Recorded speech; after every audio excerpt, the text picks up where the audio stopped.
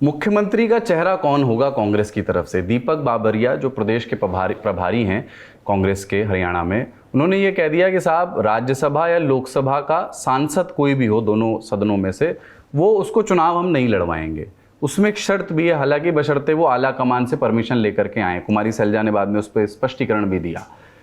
भूपिंदर सिंह हुड्डा की अब ठीक ठाक उम्र हो चुकी है। हालांकि जो मुख्यमंत्री की कुर्सी है उसकी चाहत उम्र के सापेक्ष नहीं होती, वो रह सकती है किसी भी समय तक, पर उसमें कोशिश दीपेंद्र हुड्डा को आगे करने की है क्या उनकी ओर से?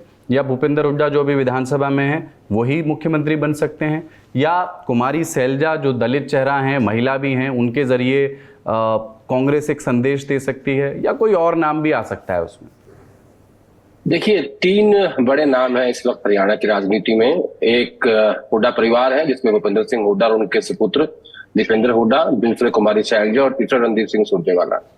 मैं इसकी शुरुआत मार्च 2022 से करूंगा, जब उत्तर प्रदेश, उत्तराखंड और पंजाब के नतीजे आए थे और उस वक्त G23 को डिसॉल्व किया गया था और भूपेंद्र हुड्डा को विधायक दल का नेता और उदय भान, जो कि भूपेंद्र हुड्डा की चॉइस थे, उनकी पसंद थे, उनके नजदीकी थे, उनको हरियाणा प्रदेश का अध्यक्ष बना दिया गया था।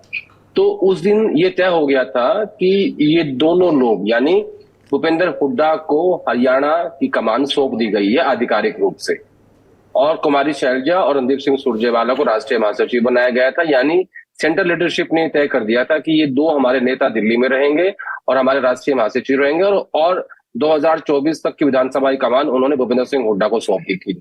उसके बाद से लेके आज तक देख लीजिए। अब मैं आपको लेके चलता हूं 2024 के लोकसभा चुनाव से ठीक पहले।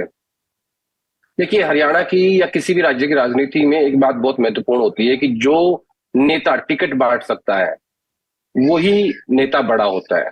तो भूपेंद्र हुड्डा ने क्या किया, अपने आप को एक स्टेप पीछे किया और अपने बेटे के हाथ से लोकसभा की टिकटें दिलवाई। आप देखिए, करनाल लोकसभा की टिकट कुलदीप शर्मा, जो कि पंडित चिरंजीव लाल के बेटे हैं, जो 4 बार सांसद रहे, उनकी टिकट काट के दिव्यांशु बुद्धि राजा, जो यूथ कांग्रेस के अध्यक्ष हैं और दीपेंद्र हुड्डा के नजदीकी माने जाते हैं, उनको टिकट दी गई। ऐसे ही श्रुति चौधरी की टिकट काटी, राव दान सिंह को दी गई, हिसार से जयप्रकाश को दी गई। तो इन लोकसभा की कुछ टिकटों में दीपेंद्र हुड्डा की आपको मोहर नजर आएगी। अब रिजल्ट आ गया, 5-5 सीटें हो गई थी, दोनों पार्टियों की आई थी। उसके बाद भूपेंद्र हुड्डा और उदय भान ने धन्यवादी दौरे निकाले इन सभी पार्लियामेंट्स के। लोकसभा चुनाव से पहले भूपेंद्र हुड्डा और उदय भान के साथ दीपेंद्र हुड्डा भी उन कार्यक्रमों में, उन रैलियों में जाते थे, लेकिन इस रिजल्ट के बाद वो नहीं गए। तब मैंने जब इसको देखा, समझा, इसको डिकोड करने की कोशिश की, तो तब मैंने पाया कि दीपेंद्र हुड्डा की एक अलग यात्रा प्लान की जा रही है, जो उन्होंने की भी। वो एक दिन में 2 जिले करते थे, यात्रा करते थे, और बेसिकली वो प्रोजेक्शन था हुड्डा परिवार की तरफ से या भूपेंद्र हुड्डा की तरफ से अपने बेटे का, कि उन्होंने उनको पूरे राज्य में प्रोजेक्ट कर दिया। ये कहा कि अब आगे के नेता दीपेंद्र हुड्डा है, ये टिकट बांटेंगे और यही है हमारी तरफ से मुख्यमंत्री का चेहरा। ये फैसला कौन करेगा ये मुझे नहीं पता, ये तो हाईकमांड करेगा और होगा क्या। लेकिन मैं राजनीतिक एनालिसिस और संकेत की बात कर रहा हूं, जो हम एज ए जर्नलिस्ट रीड करते हैं, समझते हैं कि ये हुआ तो इसके मायने क्या होंगे।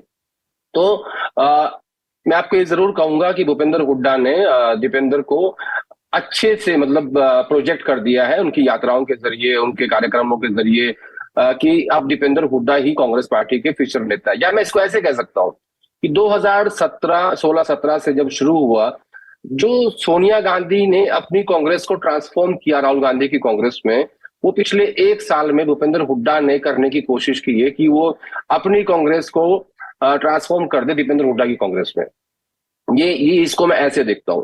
अब रही बात, आपने कहा कि मुख्यमंत्री की, मुझे लगता है कि जब मैं आपसे अभी बात कर रहा हूं आज की डेट में, भूपेंद्र सिंह हुड्डा हरियाणा के मुख्यमंत्री के दावेदार हैं, जिसकी ज्यादा संभावना है। बड़ा दावेदार मानना है दीपेंद्र सिंह हुड्डा के मुकाबले?